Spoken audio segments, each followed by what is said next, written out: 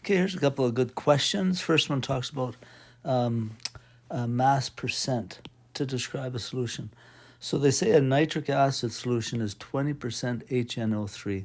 And just writing that means that you've got 20 grams of nitric acid, but you also have, since it's 20%, you have 100 grams of total solution.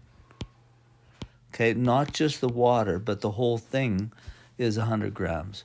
So if this is the solvent, and not solvent, solute, sorry.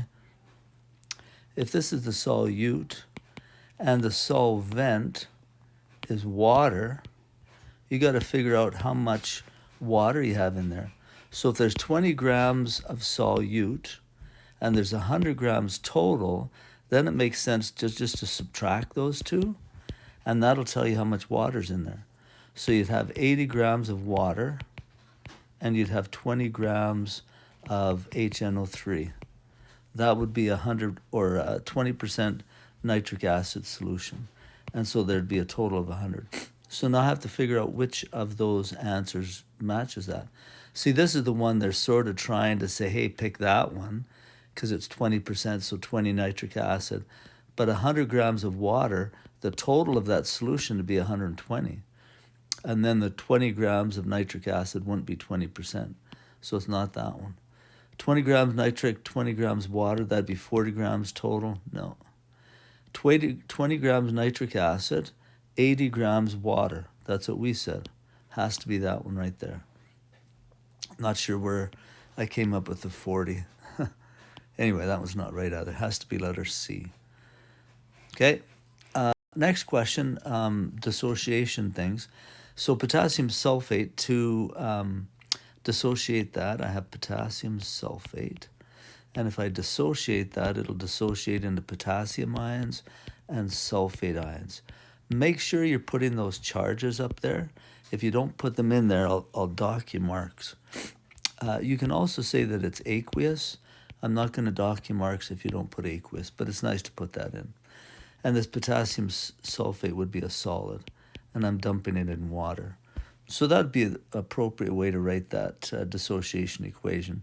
Now to balance it, notice there's 2 potassiums here, so I need 2 potassiums over there.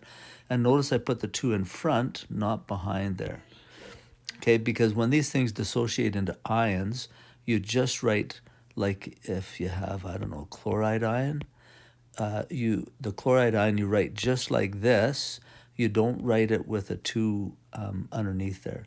For example, on that next one, magnesium fluoride, MgF2, if that's a solid and you put it in water, this one actually doesn't dissociate.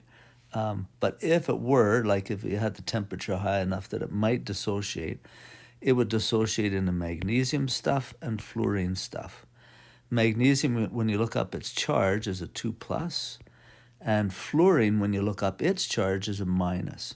And again, like I said above there, if it's an ion, that rule of F when it's by itself always has a 2 there, it doesn't apply. This only applies if it's in a chemical reaction, not dissociation. So the fluoride would be correct like that. We're adding those together. Let's put an aqueous beside each of them, and then let's balance. So I have 2 fluorines, so I don't put the 2 there. It has to go out front. Right, hopefully that helps you with those 2 questions.